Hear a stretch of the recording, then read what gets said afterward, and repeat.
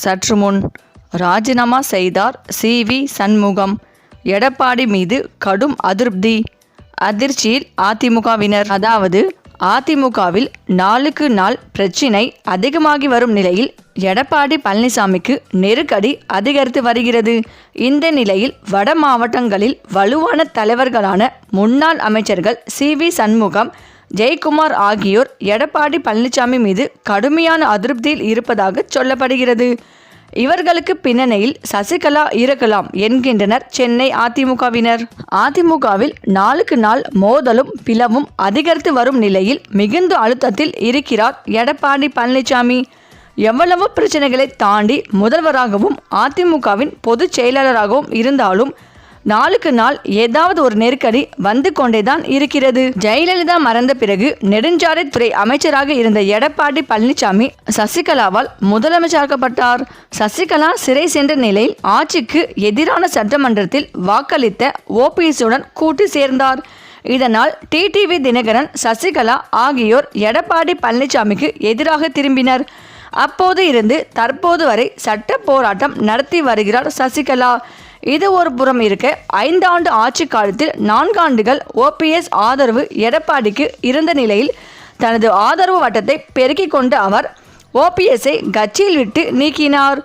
ஓபிஎஸ்ஸுக்கு ஆதரவாக அப்போதே சில முன்னாள் அமைச்சர்கள் இருந்த போதிலும் தங்கள் பதவியை காப்பாற்றிக் கொள்ள எடப்பாடி பக்கமே இருந்தனர். நத்தம் விஸ்வநாதன், கே.பி. முனுசாமி, மா.பா. பாண்டியராஜன் ஓபிஎஸ் ஆதரவாளர்களாக இருந்து தஞ்சம் புகுந்தவர்கள் என்பது குறிப்பிடத்தக்கது.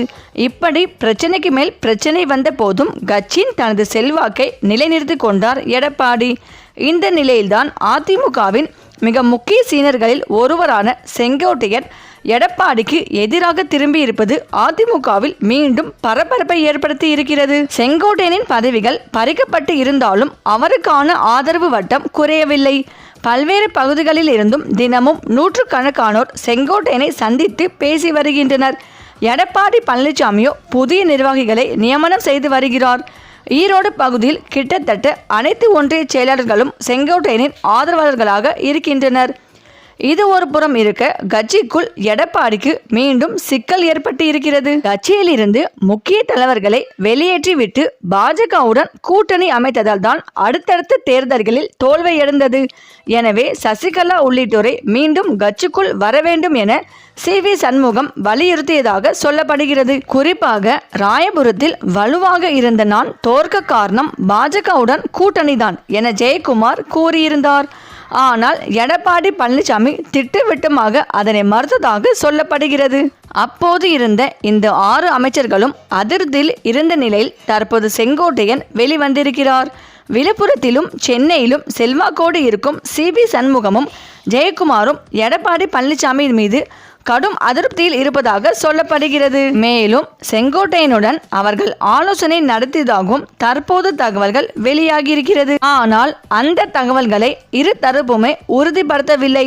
அதே நேரத்தில் எடப்பாடி பழனிசாமி மீது அதிருப்தியில் இருக்கும் அமைச்சரவை தொடர்பு கொண்டு செங்கோட்டையன் பேசி வருவதாகவும் இதற்கு பின்னணியில் சசிகலா, ஓபிஎஸ் இருப்பதாகவும் சொல்லப்படுகிறது.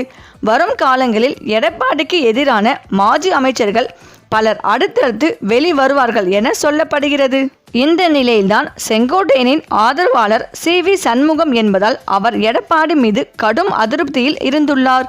இதனால் அதிமுக கட்சியில் இருந்து சி.வி. சண்முகம் விலக உள்ளதாகவும் விரைவில் எடப்பாடியை நேரில் சந்தித்து ராஜினாமா கடிதத்தை ஒப்படைக்க உள்ளதாகவும் தற்போது தகவல்கள் வெளிவந்து கொண்டிருக்கிறது.